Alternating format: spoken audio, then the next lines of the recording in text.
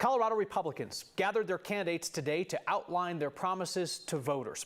Promises are one thing, plans are another. The Republican candidate for governor, Heidi Ganahl, is promising to eliminate the state's income tax and reduce the gas tax. But Ganahl has not offered a plan explaining whether she would cut 2/3 of Colorado's general fund spending or raise taxes elsewhere. Ganahl has declined to answer in-depth questions here, so politics guy Marshall Zellinger caught up with her at a campaign event. Okay, good morning. Thank you for being here at our Commitment to Colorado press conference. Republican candidates and elected leaders are making a habit of meeting on August 9th. If you're wondering why are we having this press conference at a gas station? Last year, it was this gas station news conference. My name's Joe O'Day. Today, Mile High Station, owned by Republican U.S. Senate candidate Joe O'Day. We heard from gubernatorial candidate Heidi Ganahl and the broad strokes of how she wants to save Coloradans money. By taking our great state to zero income tax and cutting the red tape to make housing affordable again, and cutting the gas tax in half and still fixing our roads. Let's look at that first part, a zero income tax. Colorado's income tax rate is currently 4.55%. Actually, it's temporarily 4.5%. It was lowered to get us some of our Tabor refund returned through lower taxes.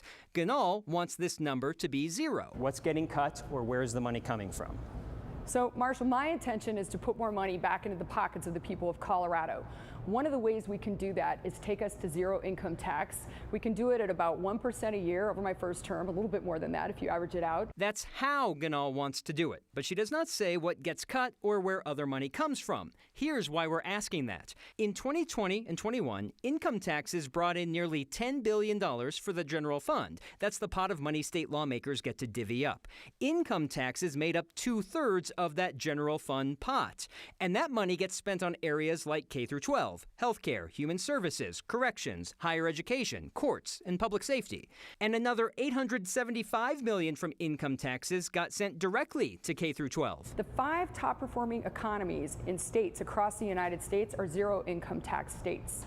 It is absolutely beneficial to the state of Colorado to do so. The 5 states, I think, have higher property taxes and higher state sales tax. So would you be for that? I have no intention of raising other taxes in order to accomplish this goal. In short, subtract $10 billion without adding. We'll seek more specifics as we head to Election Day. Let's briefly talk about cutting the gas tax. Last year, half of the gas tax would be $300 million.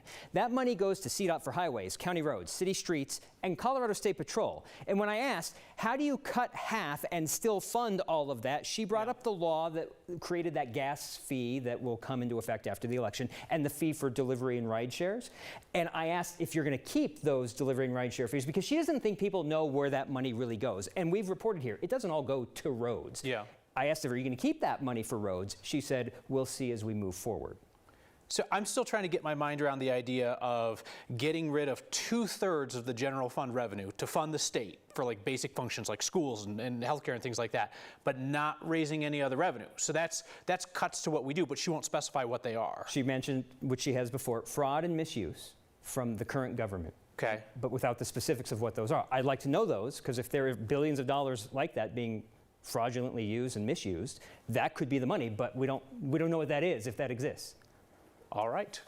More questions to come, I suppose. Thank you, Marshall.